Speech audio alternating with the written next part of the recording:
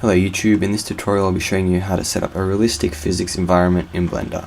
So by realistic physics I mean something more or less like this, where your cube isn't going to fly through objects. So if you have like a wall, your cube isn't going to flash through it.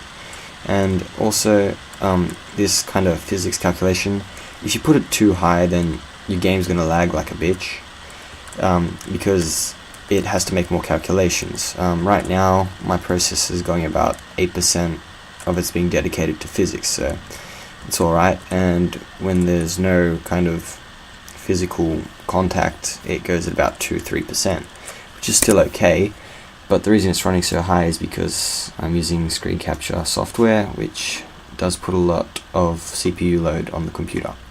Alright, to get this kind of physical environment going, you want to go to your world options, make sure you're in Blender game, and you want to go to your physics steps. Normally your physics steps is on 5 and your sub steps is on 1.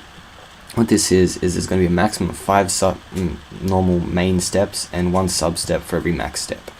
So if you see here with that normal kind of thing, the cube's going to go through a lot of stuff and physics are going to be a bit dodgy.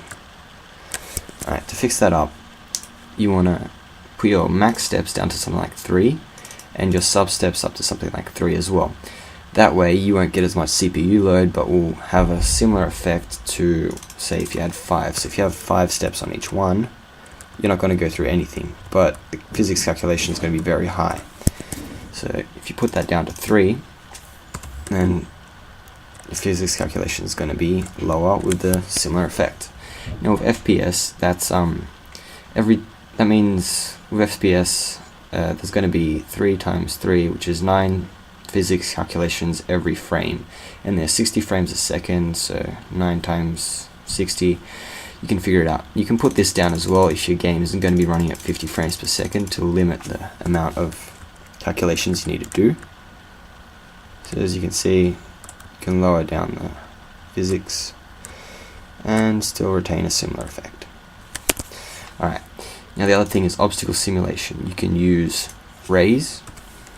I'm not exactly sure what that is, but I know it does something. And you can also use cells. I'm not sure that does either, but they seem to work. Now in the final bit you want to go to your physics here with your objects, and you can just muck around with the damping, put it up and down. Damping is like the amount of dampness you're going to be putting on rotation and general movement.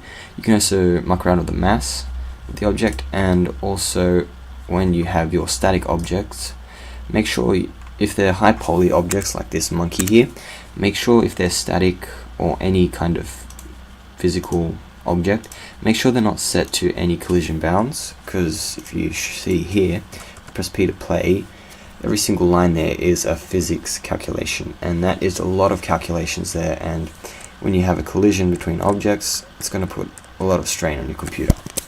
So what you want to do is turn on collision bounds and put it on convex hull.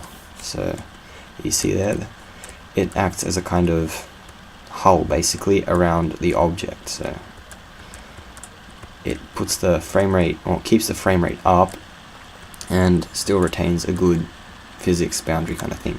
You can do that for any objects you want, but with low poly objects you don't have to worry with that, like this here, it's just a rectangle.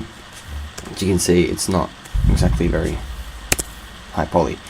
And with this you can use convex hull as well,